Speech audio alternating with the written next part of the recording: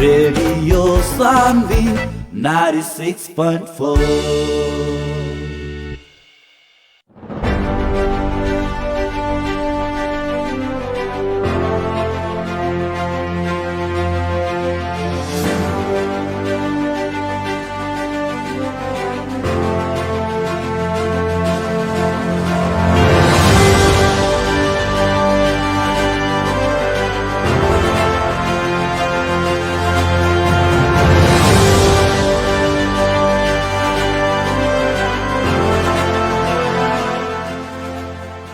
नमस्कार, प्रणाम और ढेर सारा स्वागत बा। रेडियो सान्वी 96.4 मेगाहर्ट्ज पर प्रसारण हो रहल कार्यक्रम आमने सामने के आज के दंगल में हम प्रस्तुता मनोज पटेल अपने के स्वागत करे के चाहतनी, शुभ प्रभात कहे के चाहतनी। हम कार्यक्रम संचालक आज भी विभिन्न प्रदेश 2 के समस्या के विषय में खास करके आज हमने चर्चा करे के तैयारी के साथ में कार्यक्रम में हम उपस्थित भइल बानी। प्रदेश सरकार के पिछिलका गतिविधि और सरकार ही परिवर्तन के जौन हल्ला हो रहा बा पिछिलका बाद, ई विषय में भी हमने आज के कार्यक्रम में चर्चा परिचर्चा करेम सन। और हम अपने के बता देवे के चाहतनी कि आज के कार्यक्रम में काहा सच्चाई और काहा छुपल राज ई सब के हमनी टटोले के प्रयास करें। और श्रोता लोगिन अपने लोग के अनुरोध बा कि पूरा अवधि भर कार्यक्रम के जौन पूरा बात बा हमनी के जौन छलफल बा सुनत रहल जाई। ई हमर अपने से बहुत ही निहोरा करे के चाहतनी, काहे कि कार्यक्रम आमने सामने में सीधा सवाल पर सीधा जवाब हुई, ऐसे अपने के कोनो भी बात समझे में बुझे में फर्क ना पड़ी। हमनी के ई आशा बा। आज के कार्यक्रम के अतिथि के रूप में हम आज निम्तेले बानी। हमनी के कार्यक्रम में फोन संपर्क से हमनी वहाँ के जोड़ले बानी। रेडियो सान्वी में रौटहट जिला के वहाँ चर्चित नेता रहल बानी, उनकरा के बारे में परिचय ना देवे के पड़ी, अपने लोग भी उनकरा से चिर परिचित बानी। जी हाँ, लाल बाबू शाह जी हमनी संगे आज छलफल करे खातिर हमनी के अतिथि के रूप में हमनी संगे बानी। रौटहट क्षेत्र नंबर 1 से 1 के क से वहाँ प्रदेश सभा सदस्य अभिन बानी हमनी के प्रदेश नंबर 2 में। और वैसे जनता समाजवादी पार्टी के चर्चित नेता भी वहाँ बानी। तो आई हम सबसे पहले उनकरा के अपन कार्यक्रम आमने सामने के दंगल में हम स्वागत करके चाहें। बाबूलाल शाह जी, अपने के हमनी के रेडियो सान्वी के आमने सामने कार्यक्रम में स्वागत बा। बहुत बहुत धन्यवाद मनोज बाबू, बहुत बहुत धन्यवाद। अपने के रेडियो के मार्फत परसा जिलावासी, बारा जिलावासी, मकवानपुर जिलावासी, रौतहट जिलावासी, खासकर सीमा क्षेत्र भारतीय क्षेत्र में जहाँ तक अपने के रेडियो के माध्यम से आवाज जा रहा बा, उस सारा श्रोतागण में सुबह सुबह के हमरा तरफ से नमस्कार बा, जय मदेश का अभिवादन बा। साथ ही अपने के रेडियो के भी बहुत बहुत शुभकामना बा कि आए वाला दिन में भी ये रेडियो आगे बढ़े चलो, एक प्रचार प्रसार निश्चित रूप से आगे बढ़ो, यही हमारी शुभकामना बा। बाबूलाल जी, हम अपने से पहला प्रश्न ये पूछे के चाहें कि ई कोरोना के जौन हमनी के महामारी चल रहा बा, देश भर ही ना कहीं विश्व, पूरा विश्व अभिन कोरोना के महामारी से आक्रांत बा। ऐसे हमनी के भी परसा, बारा और खास करके रौटहट भी एगो हट पॉइंट के रूप में रहल बा, ऐसे अछूता नहीं है। अपने के क्षेत्र में अभिन कोरोना के संक्रमण के अवस्था और कोरोना के ग्रीन जोन बनावे के खातिर रौटहट के खास करके अपने लोग कौन किस्म से तैयारी कर रहल बानी, क्या काम कर रहल बानी, पिछिलका अवस्था के बारे में संक्षिप्त रूप में हमनी के श्रोता लोग के बताई ना। धन्यवाद मनोज बाबू, धन्यवाद। अभी के जे चर्चित और समय अनुकूल जे अभी के परिस्थिति बा, जे अपन राष्ट्र के, अपन देश के, अपन प्रदेश के, अपन ये परसा, बारा, रौतहट के कोरोना के संबंध में काफी पहले तो सबसे ज्यादा आक्रांत और सबसे ज्यादा भय के वातावरण रौतहट, बारा, परसा में ही रहे। और धीरे धीरे एक पर कंट्रोल करते तो अभी प्रदेश सरकार जे बा हर एक किस्म के सुविधा उपलब्ध करे के प्रयास कर रहा बा। और प्रदेश सरकार बहुत किस्म के सुविधा जो है प्रादेशिक अस्पताल अपने के बीरगंज बा, जेकरा नारायणी उप क्षेत्रीय अस्पताल अपने कहीं जैसे संबोधन कहल जाला, तो प्रादेशिक अस्पताल के रूप में हमनी के एक बीरगंज के अस्पताल बा, जेकरा हम सब हर एक किस्म से सुविधा संपन्न बनावे के प्रयास कर रहल बानी। बहल अभी तो 2-2.5 बरस से प्रदेश सरकार के गठन भइले के लखा, लेकिन यही बीच में विभिन्न समस्या सब ये है प्रदेश सरकार के सामने उपस्थित हो गला से मानवीय समस्या है। सबसे पहले मानव के जीव धन के रक्षा करे के ही सरकार के प्रथम दायित्व है। इस संदर्भ में कोरोना से ग्रसित रौतहट बारा परसा खासकर प्रदेश नंबर 2 के जे आम 54 लाख नागरिक के बीच में जे एक भय के जे वातावरण बा, ई भय के वातावरण से मुक्त बनाने के लिए प्रदेश सरकार हरेक क्षेत्र में जो है प्रयासरत बा और हरेक नागरिक के पीसीआर टेस्ट करे के लेल रौतहट में भी एक तो पीसीआर मशीन यहाँ जड़ान हो गई बा, जेकर उद्घाटन आगे बा। बड़ा शुभ मौका पर अपने के ये आज रेडियो अंतर्वार्ता हो रहा बा, सानवी रेडियो के माध्यम से, अपने के माध्यम से जे हमर शोर जनता के बीच में पहुंच रहा बा। आज ही रौतहट में पीसीआर मशीन के सामाजिक विकास मंत्री प्रदेश सरकार के नवल किशोर शाह जी द्वारा आज 1 बजे उद्घाटन बा, जेकर व्यवस्थापन कैल गेल है। वो में प्रयासरत हमने सबके बहुत ही प्रयास के बावजूद प्रदेश सरकार जे बा एक व्यवस्थापन करके एक लैब बनैलक और लैब बना के पीसीआर मशीन यहाँ उपलब्ध करा दिलक, जैसे यहाँ के जे उच्च एक तो दर रहे संक्रमण के रौतहट एक समय में ऐसा पिक समय पकड़ ले रहे संक्रमण के कि इतना रोगी यहाँ जो है दिखाई दिलक, जेकरा कारण रौतहट के लोग जो है काफी भयभीत हो गए। एकरा कारण रौतहट के लोग कहीं भी जाए, कोनो भी जिला में जाए, कोनो भी जगह अपन काम से भी जाए, अपन अन्य उपचार के लिए भी, अन्य बीमारी के उपचार में भी जाए, तो वहाँ लोग जो बा रौतहट के नाम सुनते भयभीत हो जाए। वो भयभीत वातावरण से दूर करे के लिए हमने के सब बहुत प्रयास करके यहाँ पीसीआर मशीन आज यहाँ उद्घाटन हो रहा बा और यहाँ के नागरिक के सुविधा के हर संभव प्रयास यहाँ कैल जा रहा बा। चलिए बाबूलाल जी, बहुत अपने लोग के शुभकामना बा। पीसीआर अपने लोग लेके आ रहा बानी रौतहट में। नंबर 2 कि 12 जिला में भी पीसीआर मशीन रखे के व्यवस्थापन हो रहा बा, वहाँ भी अपने के पीसीआर मशीन रखल जाए, क्योंकि नागरिक के जनधन के सुरक्षा के सवाल है सरकार के, और सरकार की जिम्मेवारी है, प्रथम कार्य है। उस जिम्मेवारी से हमने सब अलग भागे वाला और अलग रहे वाला इस सरकार नहीं के, इस सरकार के काम कर्तव्य के में प्रथम काम है नागरिक के जीव धन की सुरक्षा करना है। वैसे ही अपने के परसा जिला में, परसा जिला एक समय में ऐसा चीज पॉइंट पर रहे कि अपने के वहाँ निषेधाज्ञा भी प्रयोग करे के पड़ल और हर एक नागरिक वहाँ के भय के वातावरण में जे जी रहा रहे, जेकरा भय के वातावरण से मुक्त करे के लागे वहाँ सरकार जो है पीसीआर जो टेस्ट वो अधिक से अधिक करावे के प्रयास शुरू कर दिलक। लेकिन वहाँ के महानगर पालिका भी ये विषय में जो है घोषणा कैलक कि हर एक परिवार के एक व्यक्ति के कम से कम पीसीआर टेस्ट जे करावल जाए। लेकिन वही बीच में हम वहाँ के मेयर साहब के स्वास्थ्य बिगड़ गए, वो कोरोना से ग्रसित हो गए, जेकरा कारण कि अभियान जो पूर्ण रूप में अभी सफलता के तरफ आगे न बढ़ पैलक है। लेकिन क्रमिक रूप से एक ये रोग अभी ही समाप्त न हो रहा बा। ये रोग जो बा अभी 2 बरस 3 बरस तक लॉन्ग प्रोसेस जाए वाला बा। लेकिन रौतहट के अवस्था अब लगभग धीरे धीरे हमनी के कंट्रोल में आ रहा बा। लगभग रौतहट के अवस्था सहज बन रहा बा धीरे धीरे। ऐसा बा रौतहट के ही ना अपने के देश के ही अवस्था अब हमने के कंट्रोल में लावे के पड़ी। अब प्रदेश के ही अवस्था पूरे कंट्रोल में लावे के पड़ी। क्या है कि अब जो बा 10-12 दिन से अपने के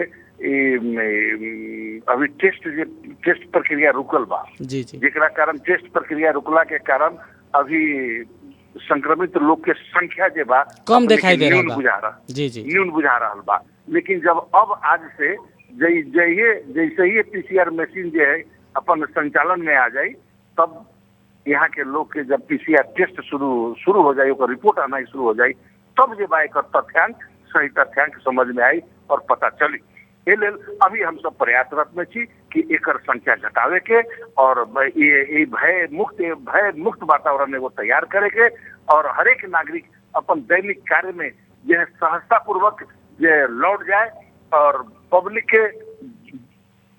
के जो दैनिकी जो सहज हो जाए, गुजरे, अपन रोजगार व्यवसाय व्यापार अपन खेती पाती हर एक काम में नागरिक जो बा दूरी तय करके और सुरक्षित होके अपन जीव के अपने जो है रक्षा करके अपन काम के जो है व्यवसाय में लागे के ये हम सब जो है प्रयास कर रहा छी हर एक नागरिक के लेल।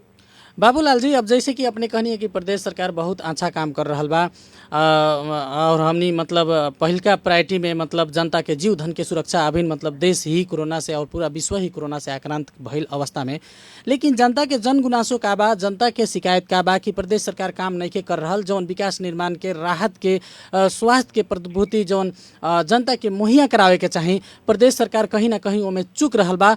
और पिछिलका बार प्रदेश सरकार परिवर्तन के ही बात अपने के पार्टी के नेता लोग भी संचार माध्यम में आके कर रहा बा, का सच्चाई बा? प्रदेश सरकार परिवर्तन के बात भी पार्टी में चल रहा बा, एकर सच्चाई का बा, एकर राज का बा, ई सही बा कि गलत बा?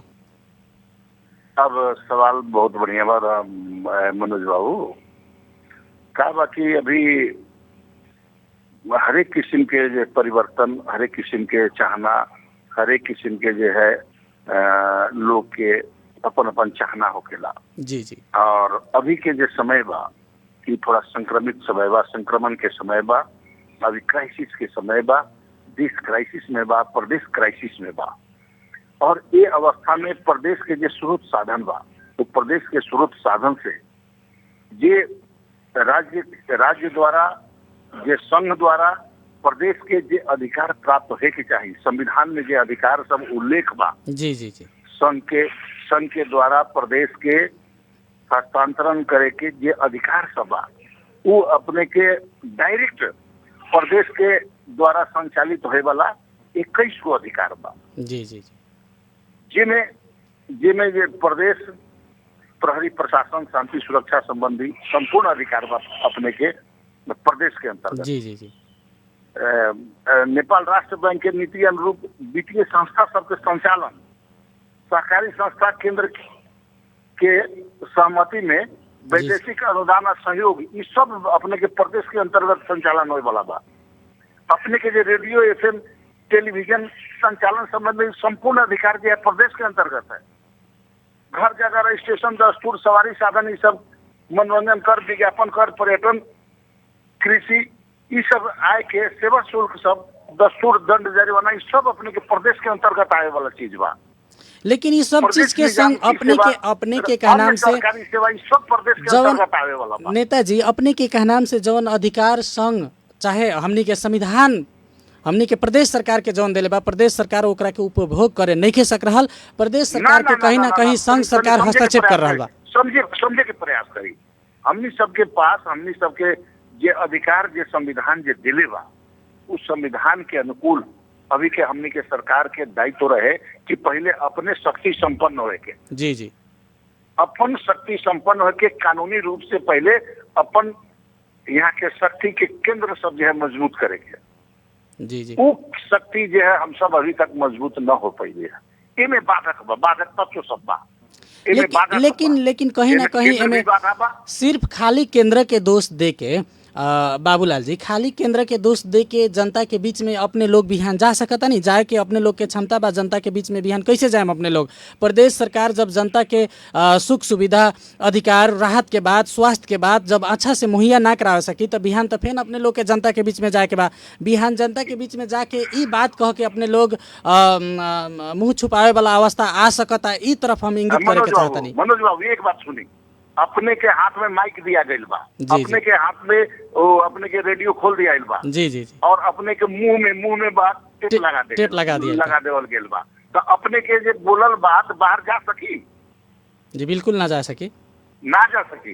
सही हाल बा अभी प्रदेश सरकार के। प्रदेश सरकार के साथ जो केंद्र सरकार अपने तो डायरेक्ट बोल देनी है कि आरोप लगाओ तानी, आरोप लगा के केंद्र सरकार के बिहान अपने जनता के बीच में जाए सके कह के अपने बात कहनी। लेकिन हमनी के आरोप नहीं के, ये हमनी के साथ जे अभी भी विभेद जे संविधान में उल्लेखित जे अधिकार बा, जे संविधान लिख के देले बा, वो अधिकार के भी प्रयोग कर देवे के जे बा संघ सरकार के द्वारा जे बा प्रयोग न हो दे रहल बा, जेकरा कारण हम सब दुखी छी। और हम सब प्रदेश सरकार बार बार जो है केंद्र सरकार से हर एक मीटिंग में, हर एक जे बा सभा में, हर एक गोष्ठी में हम सब एक जो है लिखित रूप से भी, अब यहाँ तक कि अपने के सागरनाथ वन विकास जे बा परियोजना जी, जी, वो जी। केंद्र सरकार ले रहे। हम सबके मुद्दा डाले के पड़ल वो विषय पर। अब मुद्दा डाल के तब प्रदेश सरकार के अंदर में ओकरा लेवे के पड़ल। तो हमनी के मुद्दा डाल के तो अपन अधिकार लेवे के तो ननु भाई संविधान देले। ई संविधान देले बाकी जे संविधान में जो लिखल बा जे अधिकार सब उहे अधिकार प्रयोग करे देवे लागी तो हम सब चाह रहल बानी। उतने अधिकार अगर केंद्र सरकार हमनी के प्रयोग सहज रूप से प्रयोग करे लागी दे दी तब प्रदेश के जनता के हम सब प्रदेश के जनता के अपने लोग खुशी से भर देम, खुशहाली आ जाए प्रदेश में, खुशी से भर देम निश्चित रूप से। बाबूलाल जी, 2 बरिस के दरमियान में 2 बरस अपने के करीब 7-8 महीना हो गए सरकार के। जी जी 2 बरिस 8 महीना 7-8 महीना हो गए सरकार के। 7-8 महीना होला के बाद भी 2 बरस के अंदर में ये सरकार उपलब्धि मूलक जे काम सब आगे बढ़ा रहल बा, जे काम सबके गति जे दे रहल बा। हमनी के काम तो वो रोड भरे के, नाला भरे के, हमनी के तो प्रदेश के जे आंदोलन के द्वारा स्थापित जे मांग है, जे जनता के आवश्यकता है, जे जनता के अधिकार है, वो अधिकार के हमनी के सुरक्षित करावे के रहे नु। बाबूलाल जी हम अपने के यही संविधान के माध्यम से, बाबूलाल जी हम अपने के माध्यम से प्रदेश 2 के जनता के अधिकार संपन्न बनावे के। जी बिल्कुल बाबूलाल, बरस विभेद में रहल जनता के ओकरा अधिकार से मजबूत बनावे के। जी बाबूलाल जी हम अपने के यही लंग रोके के चाहता नहीं। अब जैसे कि प्रदेश 2 के सरकार जब गठन भइल के शुरू के दिन से ही समय समय में सरकार परिवर्तन के बात होते आइल बा। तत्कालीन जनता समाजवादी पार्टी कहीं सरकार में गेला के बाद में भी, एमाले के सरकार में गैला के बाद में भी वो बेरा भी अब सरकार परिवर्तन के, राजपा के अलग रह के सरकार परिवर्तन के भी बहस सब शुरू भइल रहे, चर्चा परिचर्चा आयल रहे। हालांकि एमाले और तत्कालीन जनता समाजवादी पार्टी के जौन दोस्ती बा लंबा समय तक टिके ना सकल। अभी अब तत्कालीन राजपा और संघीय समाजवादी पार्टी एकीकरण के बाद भी सरकार परिवर्तन के चर्चा चलल बा। अपना ही के पार्टी के नेता उपेंद्र महतो हाल ही में लाल बाबू राउत गदी काम करे ना सकल, अब सरकार परिवर्तन हुई। सरकार परिवर्तन के अब कोनो विकल्प नहीं के, प्रदेश नंबर 2 में कह के सार्वजनिक मीडिया में ही आके वहाँ बात कहले बानी। तो ये बात में कितना सच्चाई बा? ना ये सब बात भी अपने के जे मीडिया में आ गल बा तो ओकरा सत्य माने के पड़ी नी। जी जी जी। जे प्रतिनिधि, जे सांसद या जे भी नेता जे सजपा से या पहले राजपा कहीं चाहे समाजवादी कहीं, लेकिन अब तो राजपा समाजवादी दोनों एक होला के बाद अब तो हो गए सजपा हो गए। जी जी जी। हाँ जी जी जी। तो अब जे बात जनता समाजवादी पार्टी के जे भी नेता अगर कोई कहीं इंटरव्यू दे रहल बा, कोई अपन वक्तव्य दे रहल बा तो ओकरा अथॉराइज्ड माने के पड़ल। जी बिल्कुल। यानी कि अपने लोग के भी सरकार परिवर्तन के संकेत मिल चुकल बा, सरकार परिवर्तन होके के संभावना बा कह के संकेत अपने के भी मिलल बा। हम बता रहल बानी, अपने के ले चल रहल बानी वही। जी जी जी जी जी बिल्कुल।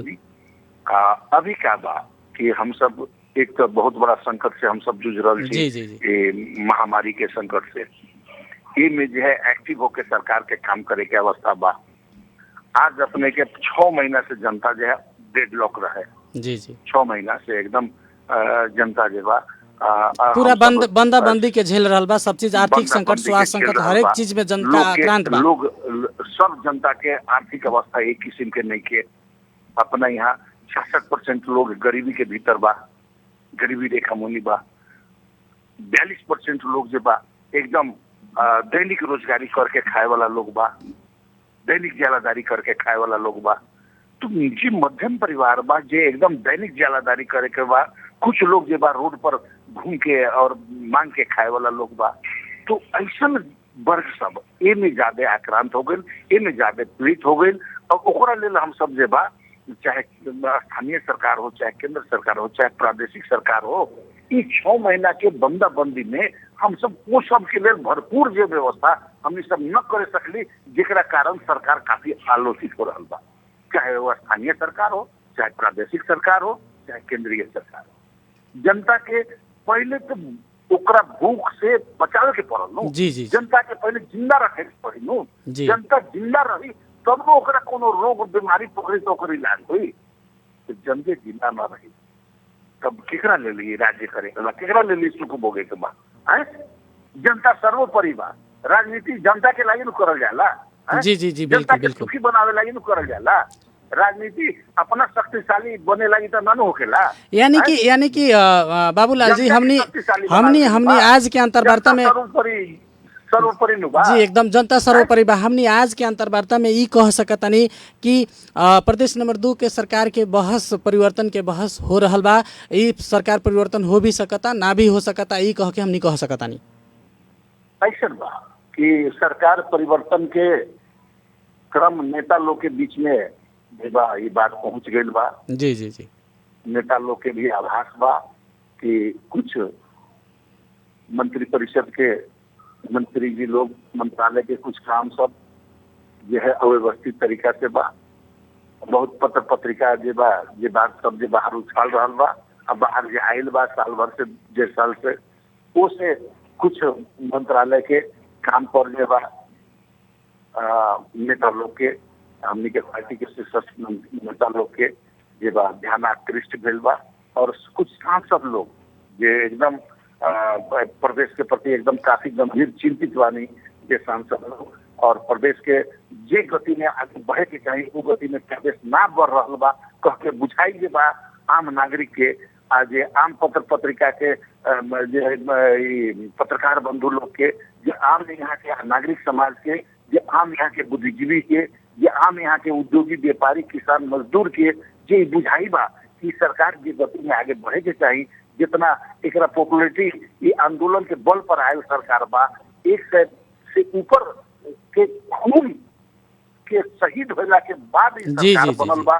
इस सरकार के कुछ उद्देश्य अच्छा होने के चाहिए। इस सरकार के उद्देश्य रहे जनता के जो है हर एक किस्म से अधिकार संपन्न बनावे के, और एक प्रदेश में एक नया संरचना के, एक नया व्यवस्था के शुरुआत करे के कि जनता के ये आभास हो कि हमर शासन बा, हमर प्रशासन बा, कि हमर सरकार बा, वो अनुभूति दिलावे के। लेकिन लाल बाबू जी अपने जैसे कि कहनी है कि ऐसा छलफल हो रहा बा। सुन ली पहले हमर बात सुन ली। जी जी जी तो जनता के जो बा ये भावना रहे, और कुछ हमने के सांसद लोग के भी भावना, बहुत सारे सांसद के भावना ये रहे कि हम सब अली तो ये आंदोलन के बल पर आयल बारी 6 महीना 8 महीना नाकाबंदी कर करके, बॉर्डर जाम कर करके 8 महीना लोग गोली खा के, गोली जनता तो गोली खा के अपने लोग के पहुंचैले बा। हाँ, कितना घायल हो गई, कितना जो बा शहीद हो गई, उस शहीद के रगत से बनली, कितना जो घायल के जो है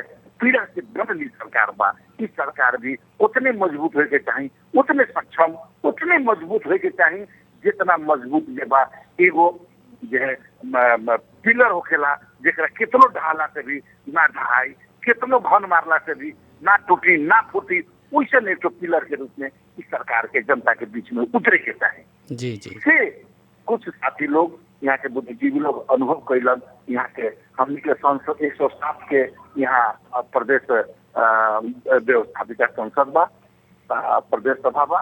तो प्रदेश सभा में 107 में अपने के करीब 32 ठो नेकपा के साथी लोग बढ़न, 1900 करीब अपने के नेपाली कांग्रेस के साथी लोग बढ़न, बाकी हम सब जनता समाजवादी पार्टी के साथी लोग उनमें वाणिज्य सरकार में बानी। लाल बाबू जी हमने अपने के बात यही लंग रोके, हम अपन बात अपने संक्षिप्त रूप में अपने खत्म करी। हमने लगे समय कम बा, अपने के अपन बात 1 मिनट में अंत में का कहे के चाहतनी हमनी के जनता के, हमनी के रेडियो सुन रहल तमाम हमनी के भोजपुरी क्षेत्र और क्षेत्र मैथिली क्षेत्र हमनी के दूर दूर तक रेडियो जा रहा बा, 12 परसा रौटहट सरलाही तक चारों तरफ हमनी के लोग सुन रहल बा मधेश के रेडियो। का कहे के चाहतनी अंत में? मनोज बाबू, आवश्यकता अनुसार हर एक सरकार के परिवर्तन होखेला, हर एक समय अनुसार समय सापेक्ष परिस्थिति के देख के जे बैल ज्यादा तेज ना चले सकी, जे बैल जे बा जे गाय दूध ना देवे सकी तो वो गाय के रेस्ट दे पड़ेगी ना। जी जी एकदम बिल्कुल बिल्कुल। जे गाड़ी ना चले सकी ओकरा मिस्त्री के ले जाके पड़ेगी ना ले जाके पड़ेगी जी जी जी लाल बाबू जी इस सरकार के जे बा अवस्था वही ना जे बा लोग महसूस कैल था, साथी लोग महसूस कैल माननीय लोग, और यही एक दरमियान में नेता लोग के महसूस करेलन सारा माननीय जी लोग कि सरकार में कुछ परिवर्तन होने के चाहिए। सरकार में 2-3 किस्म के परिवर्तन के आभास करावे के पड़ल कि तो यही मुख्यमंत्री के रहते अन्य मंत्री परिषद के लोग के हटा के कुछ हेर फेर होके के पड़ल देवे के पड़ल कि तो पूरे सेट बदले के पड़ल थी, तो कुछ मंत्री लोग के रख के अन्य मंत्री लोग के थक के एक तो नया वातावरण से जो है अभी 2 बरस समय बा, सरकार के काफी उपलब्धि लेवे के बा, जनता के बीच में जाए के बा, आगामी निर्वाचन में भी भाग लेवे के बा। जी लाल बाबू जी, हमनी के कार्यक्रम वो मधेश के जनता सरकार के जो उपलब्धि चाह रहा बा, वो उपलब्धि के भी हम सब 2 बरस के भीतर में देख सकी। लाल बाबू जी, हम अपने के यही लंग रोके, हमनी कार्यक्रम के अंत और आगे बनी, अपने हमनी के समय देनी है, बहुत बहुत धन्यवाद। और आज के हमनी के कार्यक्रम सुन रहल तमाम श्रोता लोग के भी खास करके बहुत बहुत धन्यवाद देत। आज के कार्यक्रम कैसन लागल है अपने के ओरहन खूबसन राह सलाह सुझाव कुछ भी होई, हमनी के तो एकदम निर्धक रूप में हमनी के सानवी FM के फेसबुक पेज में भी आके लिख सकतानी, हमनी के चिट्ठी भी भेज सकतानी, चाहे डायरेक्ट अपने हमरा के भी फोन संपर्क करके भी हमनी के कार्यक्रम के विषय में हमनी के कोनो किस्म के राय सलाह सुझाव बता सकतानी। आज के कार्यक्रम आमने सामने के दंगल से हम अपने के रेडियो प्रस्तोता मनोज पटेल विदा चाहे हमरा के आज्ञा दी। नमस्कार।